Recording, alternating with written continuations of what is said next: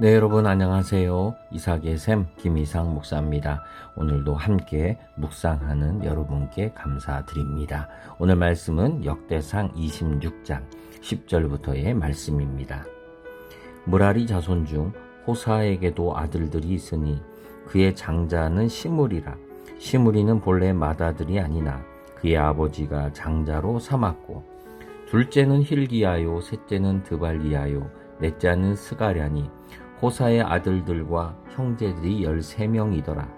이상은 다 문지기의 반장으로서 그 형제처럼 직임을 얻어 여호와의 성전에서 섬기는 자들이라. 강문을 지키기 위하여 그의 조상의 가문을 따라 대소를 막론하고 다 제비를 뽑았으니, 셀레미아는 동쪽을 뽑았고 그의 아들 스갸랴는 명철한 모사라. 모사를 위하여 제비를 뽑으니 북쪽을 뽑았고, 오베데돔은 남쪽을 뽑았고 그의 아들들은 곳간에 뽑혔으며, 숫빔과 호사는 서쪽을 뽑아 큰 길로 통한 살레겐 문 곁에 있어 서로 대하여 파수하였으니, 동쪽 문에 레위 사람이 6이요 북쪽 문에 매일 4사람이요 남쪽 문에 매일 4사람이요 곳간에는 둘씩이며, 서쪽 뜰의 큰 길에 4사람 그리고 뜰에 2사람이라. 고라와 무라리 자손의 문지기의 직책은 이러하였더라. 아멘. 자, 오늘 말씀에서는 이제 이 레위인들의 사명에 대해서, 맡는 직무에 대한 이야기를 자세하게 얘기를 해주십니다. 특히 이제 두 가문이 나옵니다. 두 가문이 나오는데, 하나는 고라, 하나는 무라리입니다. 지금 우리가 읽은 파트가 요 무라리 파트인데요. 고라 자손은 어떤 일을 했냐 하면은, 이 사람들은 문지기 일을 했어요. 그래서 문지기를, 성전의 문지기 역할을 감당을 하였고요. 그리고 이제 무라리 자손도 역시 이러한 문지기 역할을 했습니다. 그래서 크게 이제 26장을 읽으면 이제 3가지 그런 직무가 나옵니다. 이제 직무가 나오는 어떤 것들이 나오냐면은, 하나는 성전 문지기, 그 다음에 둘째는 이제 곳간을 지키는 곳간 담당이 등장을 합니다. 이 곳간에는 뭐가 있냐면은, 지금으로 하면 재정집사죠. 재정집사로서 모든 이 재정적인 것들을, 출납을 관리하는, 아주 정직해야 되겠죠. 정직한 그러한 사람들입니다. 그리고 또 그 다음은 성전 밖에서, 밖에도 일이 있거든요. 그래서 성전 밖에서 섬기는 일, 이러한 일들을 이렇게 성전과 그리고 옆에 있는 창고와 그리고 성전 밖에서의 이러한 직무들이 3가지가 오늘 성경에 소개가 되고 있습니다. 이제 우리가 읽은 파트는 요 고라와 무라리, 이 성전 문지기들의 이야기입니다. 근데 우리가 지금 쭉 읽었으면 여러분이 느끼는 거지만, 이 직무가, 이들이 맡고 있는 사명이 참 다양하다라는 거죠.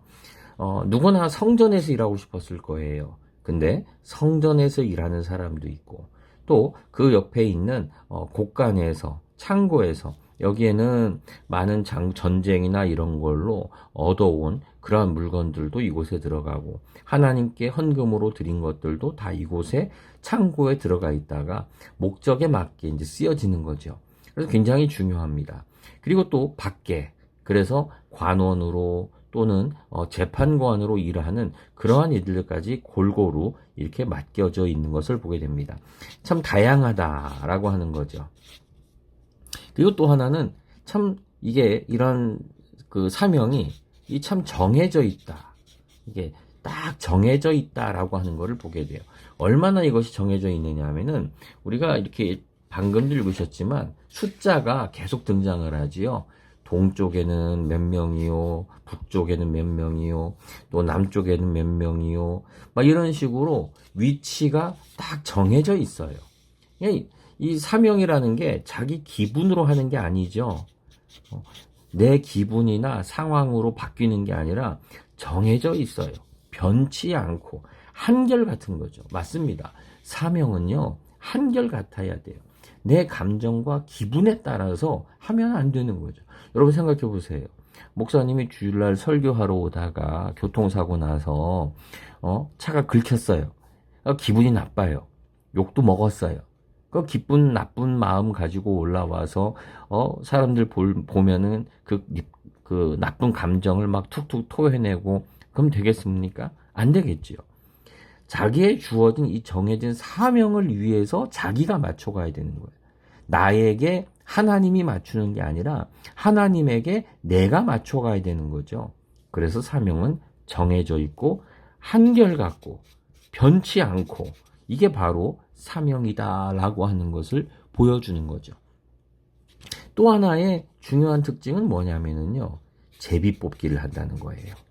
저는 제비뽑기 그래서 새 제비를 이렇게 막 다리를 뽑나 그랬는데 그런 게 아니지요.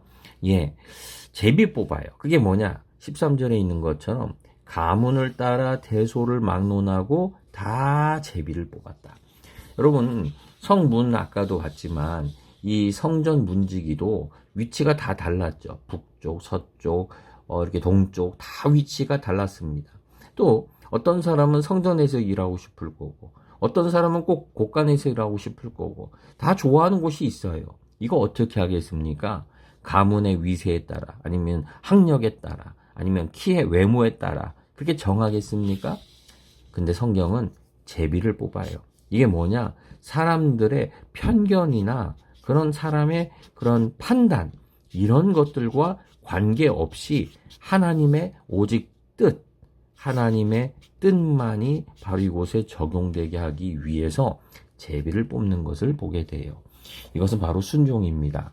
하나님께서 이루실 것을 믿으며 또 내가 하는 것을 내 능력과 내 눈과 내 판단을 믿지 않겠다라고 하는 그런 믿음의 고백인 거죠.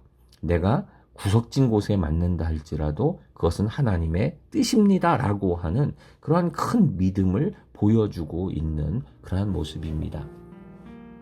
우리가 사명을 감당할 때에 또 교회에서 우리에게 주신 일을 감당할 때에 우리 두 가지는 기억했으면 좋겠어요. 내 감정에 따라서 사명을 이루지 마십시오. 사명은 정해진 것이고 한결같은 것이고 변치 않는 것입니다. 사명은 우리가 사람에 따라서 정해지는 게 아니죠. 편견과 내 판단으로 하는 것이 아니라 하나님의 뜻인 것을 믿으면서 아무리 사소하고 작은 것이라도 순종하면서 감당하는 우리의 삶이 되기를 소망합니다. 기도하겠습니다. 주님, 우리에게 주신 사명들 우리는 항상 이것들을 큰 것만 바라고 중심에 내가 서기를 바라는 우리의 욕심만 참 많다는 것을 고백합니다. 그러나 레위인들에게 주신 것은 우리의 감정과 판단을 따라서 사명을 관리하는 게 아니라 하나님의 뜻을 따라서 한결같이 변치 않고 감당하며 또 하나님이 주신 것을 믿으며 작아도 잘 감당해야 됨을 보았습니다. 주님, 주님의 일을 잘 감당하는 자가 되기를 소망합니다. 예수님의 이름으로 기도드립니다. 아멘.